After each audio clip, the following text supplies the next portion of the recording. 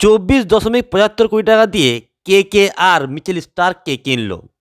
আইপিএলের ইতিহাসে এত টাকা দিয়ে এর আগে কোনো প্লেয়ারকে কেনা হয়নি। আইপিএলের ইতিহাসে দ্বিতীয় সবথেকে দামি প্লেয়ার হলেন প্যাট কামিন্স। প্যাট কামিন্সকে 20.50 কোটি টাকা দিয়ে সানরাইজার্স হায়দ্রাবাদ অকশন থেকে কিনে নিল। নিউজিল্যান্ডের অলরাউন্ডার ড্যারেল মিচেলকে চেন্নাই সুপার কিংস 14 কোটি টাকা দিয়ে অকশন থেকে কিনে নিল। আইপিএল অকশনে আর কোন কোন প্লেয়ারকে কোন কোন দল কিনল? তো প্রথমে আসবো ব্যাটসম্যানের কথায়। রোমান পাওয়েলকে 7.40 কোটি টাকা দিয়ে কিনলো রাজস্থান রয়্যালস। হ্যারি ব্রুককে 4 কোটি টাকা দিয়ে কিনলো দিল্লি ক্যাপিটালস। ট্রাভিস হেডকে 6.80 কোটি টাকায় কিনলো সানরাইজার্স হায়দ্রাবাদ। এবার আসবো বোলারদের কথায়। চেতন সাকারিয়াকে 50 লক্ষ টাকায় কিনলো কলকাতা নাইট রাইডার্স। আলজারি জোসেফকে 11.50 কোটি টাকায় কিনলো রয়্যাল চ্যালেঞ্জার্স ব্যাঙ্গালোর।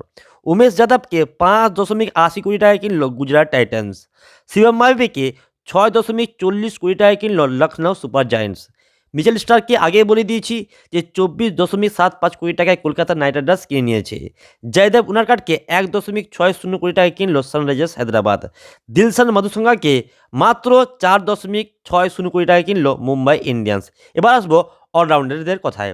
তো অলরাউন্ডার্সের মধ্যে ওয়ানেন্ডু হাসারাঙ্গাকে 1.5 কোটি টাকায় কিনলো সানরাইজার্স হায়দ্রাবাদ। রাচিন রবীন্দ্রাকে 1.80 কোটি টাকায় কিনলো চেন্নাই সুপার কিংস।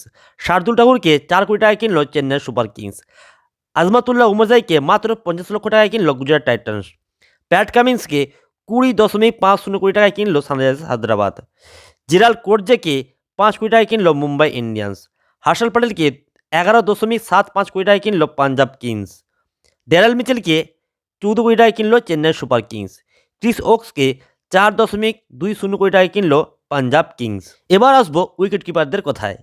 ট্রিস্টান স্টাফসকে 50 লক্ষ টাকায় কিনলো দিল্লি ক্যাপিটালস। কেএস ভারতকে 50 লক্ষ টাকায় কিনলো কলকাতা নাইট রাইডার্স।